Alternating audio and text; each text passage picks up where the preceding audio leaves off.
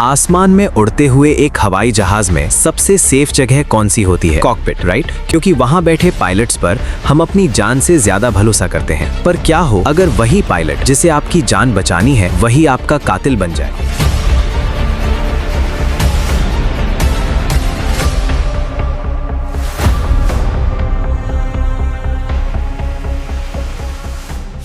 आज हम एक ऐसी खौफनाक और दिल दहला देने वाली घटना के बारे में बात करेंगे जिसने पूरी दुनिया के एविएशन सिस्टम को हिला कर रख दिया। ये कहानी किसी टेक्निकल फेलियर या इंजन ब्लास्ट की नहीं है। ये कहानी है एक इंसान के उस डार्क डिसीजन की जिसने 150 मासूम लोगों की जिंदगी सिर्फ 10 मिनट में खत्म कर दी। आज हम जानेंगे जर्मन विंग्स फ्लाइट 9525 का वो पूरा सच कि आखिर उस दिन कॉकपिट के बंद दरवाजे के पीछे क्या हुआ था। वीडियो को एंड तक जरूर देखना क्योंकि ऐसी डिटेल आपको कहीं और नहीं मिलेगी। दिन था 24 मार्च 2015। स्पेन का Barcelona L Pratt airport. German wings की फ्लाइट 9525 अपनी उड़ान के लिए बिल्कुल तैयार थी। ये एक एयरबस A320 प्लेन था जिसे जर्मनी के ड्यूसेलडॉर्फ शहर जाना था। प्लेन में टोटल 144 पैसेंजर्स और 6 क्रू मेंबर्स बैठे थे। इनमें कुछ छोटे बच्चे थे, 16 स्टूडेंट्स का एक स्कूल ग्रुप था और अपनी हॉलिडेज एंजॉय करके लौट रहे परिवार थे। माहौल बिल्कुल नॉर्मल और खुशनुमा था। प्लेन के कंट्रोल्स थे 2 लोगों के हाथ में। एक थे कैप्टन पैट्रिक सोंडेनहाइमर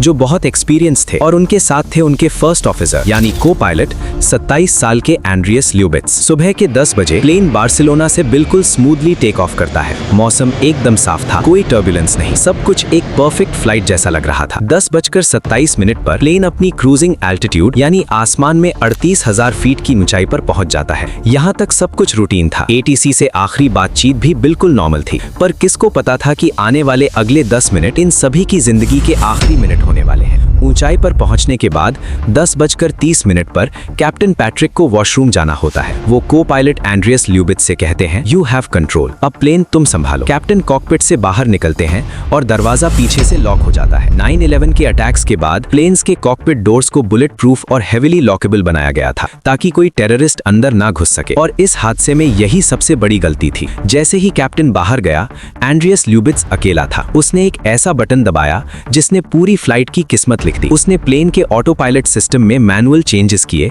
और प्लेन की एल्टीट्यूड को 38,000 फीट से घटाकर सीधा 100 फीट पर सेट कर दिया। आसमान का सीना चीरते हुए ये विशाल एयरबस A320 अचानक तेजी से नीचे गिरने लगा। प्लेन हर मिनट 3,000 फीट की रफ्तार से नीचे आ रहा था। नीचे जमीन पर फ्रेंच एयर ट्रैफिक कंट्रोल के राडार्स पर अलार्म बजने लगे। उन्होंने देखा कि फ्लाइट 9525 बिना किसी परमिशन के तेजी से नीचे गिर रही है। 10:34 पर ATC ने तुरंत रेडियो पर कांटेक्ट किया। German Wings 18G, this is Marseille Control, please verify your altitude. लेकिन दूसरी तरफ से कोई जवाब नहीं आया। सन्नाटा, एकदम डेड साइलेंस। ATC ने बार-बार कॉल किया, इमरजेंसी फ्रीक्वेंसी पर मैसेज भेजा, पर प्लेन से कोई रिप्लाई नहीं आया। हालत की गंभीरता को देखते हुए ATC ने तुरंत फ्रेंच एयरफोर्स को अलर्ट किया और एक मिराज 2000 फाइटर जेट को प्लेन को इंटरसेप्ट करने के लिए आसमान में भेज दिया। पर फाइटर जेट के पहुंचने तक बहुत देर हो चुकी थी। उस वक्त आसमान में प्लेन के अंदर एक अलग ही हॉरर चल रहा था। कैप्टन पैट्रिक वॉशरूम से वापस आते हैं। वो कॉकपिट का दरवाजा खोलने की कोशिश करते हैं पर वो अंदर से लॉक्ड था। वो बाहर से कीपैड पर इमरजेंसी कोड डालते हैं पर दरवाजा फिर भी नहीं खुलता क्योंकि एंड्रियस ल्यूबिट्स ने अंदर से लॉक स्विच को डिनाई पर सेट कर दिया था। एंड्रियस ने जानबूझकर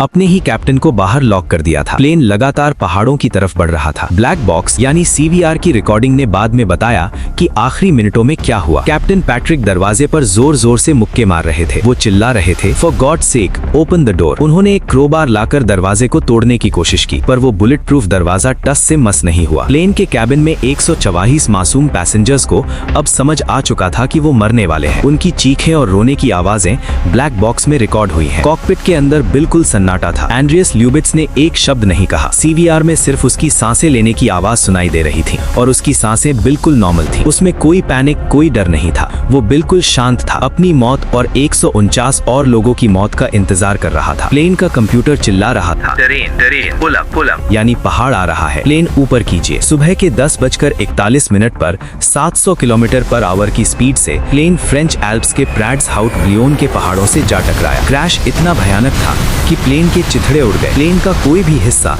एक कार से बड़ा नहीं बचा। ऑन द स्पॉट सभी 150 लोगों की मौत हो गई। पर सबसे बड़ा सवाल ये था कि आखिर क्यों एंड्रियस ल्यूबिट्स ने ऐसा क्यों किया। जब इन्वेस्टिगेशन हुई तो उसके घर से जो सबूत मिले उसने पूरी दुनिया को शोक में डाल दिया। एंड्रियस ल्यूबिट्स सीवियर डिप्रेशन और सुइसाइडल टेंडेंसीज यानी आत्महत्या के विचारों से जूझ रहा था। उसका विजन भी खराब हो रहा था, जिसका उसे डर था कि उसकी पायलट की जॉब चली जाएगी। उसकी कंडीशन इतनी खराब थी कि डॉक्टर्स ने उसे अनफिट टू वर्क यानी काम करने के लायक का सर्टिफिकेट दिया हुआ था। पर उसने ये बात अपनी एयरलाइन जर्मन विंग से छुपाई और अपने सिक नोट्स यानी मेडिकल सर्टिफिकेट्स को फाड़कर डस्टबिन में फेंक दिया। एक ऐसी मेंटल स्टेट में उसे 150 लोगों की जान का जिम्मेदार बना दिया गया। इस घटना ने एविएशन इंडस्ट्री को बदल दिया। इसके बाद रूल ऑफ 2 लगाया गया, यानी कॉकपिट में हमेशा 2 लोग होने जरूरी हैं। अगर एक पायलट वॉशरूम जाता है तो एक कैबिन क्रू मेंबर को कॉकपिट में आना ही होगा। एक दरवाजा जो लोगों की सेफ्टी के लिए बनाया गया था, उस दिन वही दरवाजा 150 लोगों की मौत का कारण बन गया। अगर आपको इस दिल दहला देने वाली घटना का सच पसंद आया हो